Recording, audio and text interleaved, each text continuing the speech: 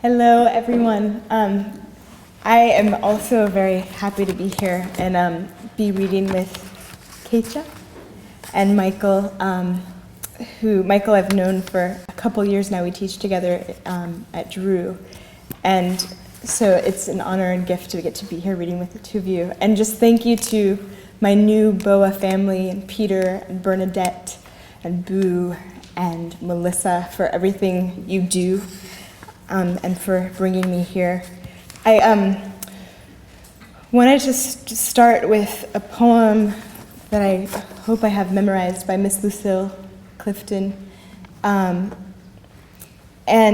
really thank Boa because she's one of the rocks, and I feel like when I first found her in a library, I first found her poems, I was so deeply moved to find someone who felt like home and future, in the sense that I think she's so deeply involved with history and also looking forward. So she's one of my favorites, and I wanted to share "Won't You Celebrate With Me?"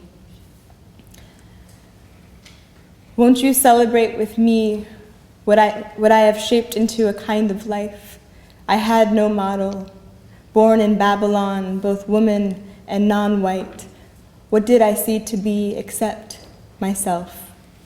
I made it up here on this bridge between starshine and clay, my one hand holding tight my other hand. Won't you celebrate with me that every day something has tried to kill me and has failed?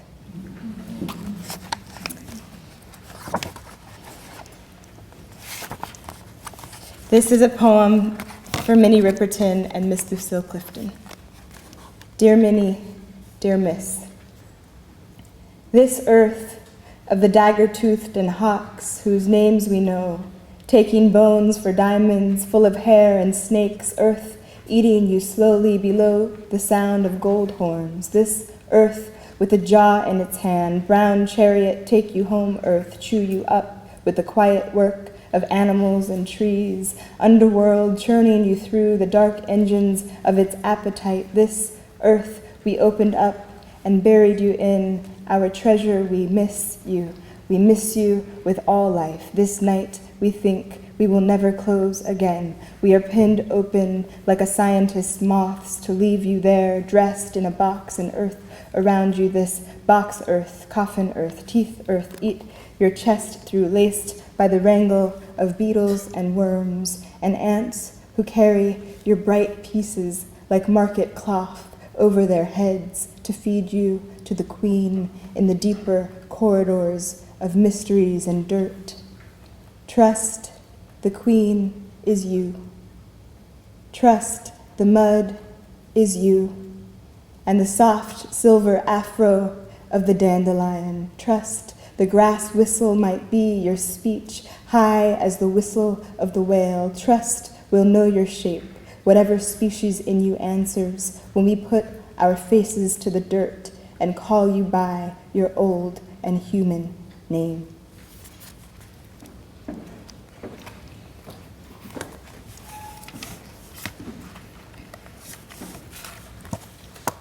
This is called Kingdom Animalia. When I get the call about my brother, I'm on a stopped train leaving town, and the news packs into me freight, though it's him on the other end now saying, fine, fine. Forfeit my eyes, I want to turn away from the hair on the floor of his house and how it got there Monday. But my one heart falls like a sad fat persimmon dropped by the hand of the Turkson's old tree. I want to sleep, I do not want to sleep, see. One day, not today, not now, we will be gone from this earth where we know the gladiolas. My brother, this noise, some love, you I loved with all my brain and breath will be gone. I've been told today to consider this as I ride the long tracks out and dream so good. I see a plant in the window of the house my brother shares with his love, their shoes. And there he is, asleep in bed, with this same woman whose long skin covers all of her bones in a city called Oakland, and their dreams hang above them a little like a chandelier, and their teeth flash in the night. O body, be held now by whom you love. Whole years will be spent underneath these impossible stars, when dirt's the only animal who will sleep with you and touch you with its mouth.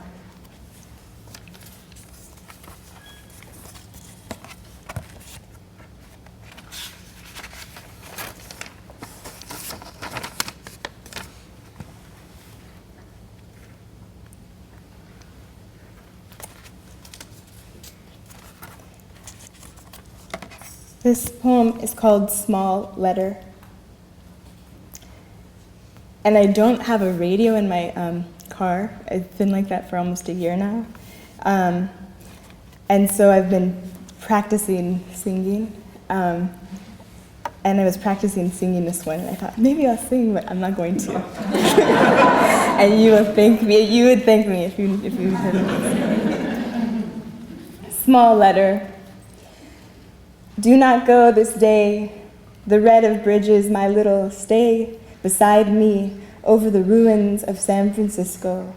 Go, but do not go from me, my one, my love, my very kin, who I laughed with in our sleep every night, my dream beside your dream for a year. Wrecking ball, despedida, wreck the great rooms in my chest and take my last song, but do not leave me on this earth, my one without my one. How would the hand ever live if it knew it would never braid your hair again or hold your face? It would get up and walk away forever then. One by one, my breaths would go out looking, a procession of homeless dogs or clouds.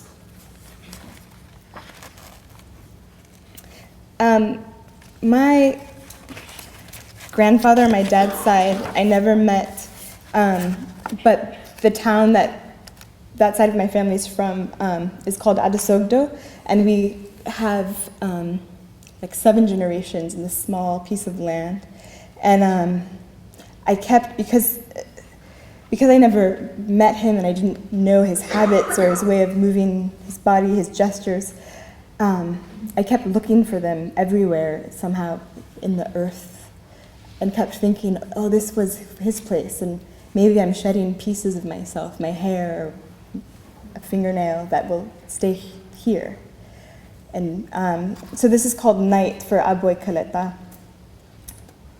Night, loose of its blue skin, scattered with goats black and white across its dark flat fields, beside the kitchen singing, with fires not enormous, as the kerosene stoves skirt the kettles in flames.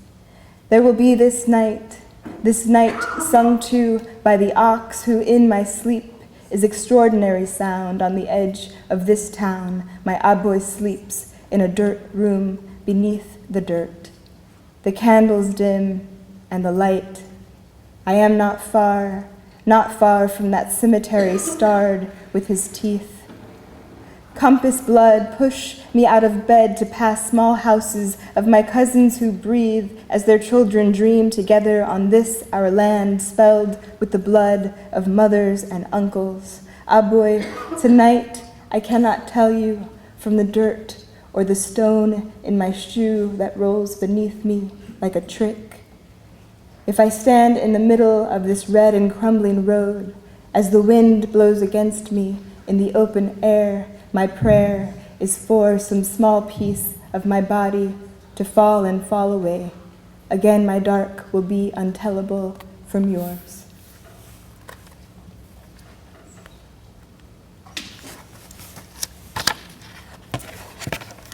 On Living, and that's borrowed, it's a title borrowed from a Nazim Hikmet poem. What to do with this knowledge that our living is not guaranteed? What could she do? What does one do when the mother's mouth is gone?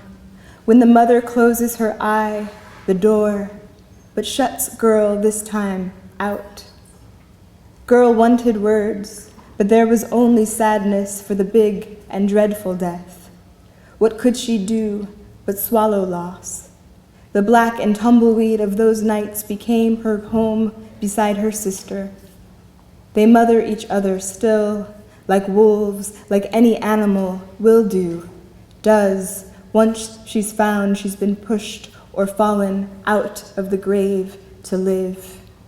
They live. There is nothing left to do but live.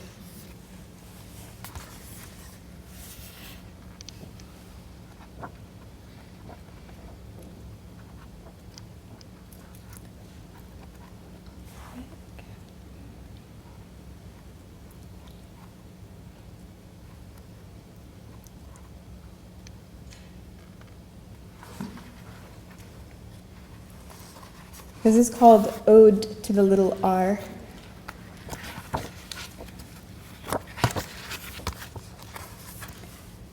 Little propeller, working between the two fields of my A's, making my name a small boat that leaves the port of Old San Juan or Ponce with my grandfather Miguel on a boat or in an airplane with 100 or so others leaving the island for work, cities in winters that would break their bones, make old, old men out of all of them, factory workers, domino players, little islands themselves who would eat and be eaten by Chicago, New York, the wars they fought without being able to vote for the president.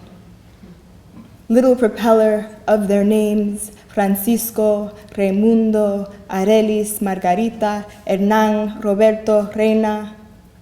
Little propeller of our names, delivering the cargo of blood to the streets of Holyoke, Brooklyn, New London, Ojai, where the teacher says, "Say your name sweetly." And the beautiful propeller working between the two fields of my A's, and the teacher saying, "Oh, you mean Aracelis or Roberto or Margarita, like the drink?" And the R sounding like a balloon, deflating in the room, sad and sagging. It is as if I handed her my familiar trees and flowers, every drawing of the family map, and boats and airplanes and cuatros and coquilles, and the English was an axe, and she tried to chop them down. But our little propeller of my name, small and beautiful monster, changing shapes, you win.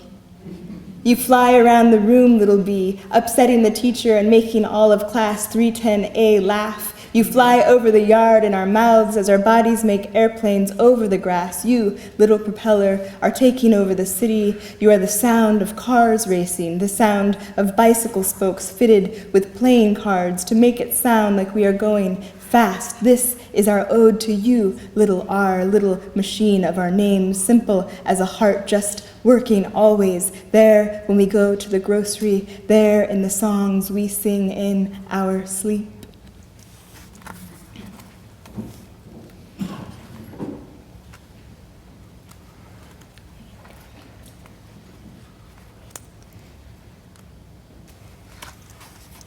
This is, actually I'm changing my mind. I'm going to read two more poems. I was at the Calabash Literary Festival. I don't know if people have gone before, but it was beautiful, and I would go on a run, and I would see these goats, and I love to eat goat. But this poem taught me something. And now I don't eat goat anymore, not because I don't love it, but because I had such affection, so I would do this run and I would come back, on my way back to where I was staying, these little goats would come and they would kind of, come all around, and I thought, oh, how beautiful with their strange eyes, and then I felt like I knew them, and so I worked on this poem, and in the last couple of lines I thought, oh, that changes everything. So, Saint Elizabeth. I run high in my body on the road towards sea. I fall in love, the things the wind is telling me. The yellow sky quiet in her quiet dress, old birds sending news from the reddish hills, and the one hawk flying in the distance overhead. That hawk is what the wind says. in love with the heaving of my peacock chest, with my lungs, 2 wings, such flying things, but mine for now, just for now. As I open my stride above the good dirt road, fall in love with the mustard and coriander dust, and the far, far mountain beveled by light, by rain, the easy eye of the sun now, smoke floating across the hillside like a face I knew once very well. Very well, I fall in love with the flowers and the wash hung like prayer flags in Red Juanita's yard, in love with the earth, the color of earth, in love with the goats, their bellies and hooves, and the goat mouths bleating as they greet me on the road. I fall in love. How they wear their strange and double eyes, how they do not blink or laugh at me or say a thing I understand when I ask them in my English, because they circle around my feet as if they always knew me. Were you my children once?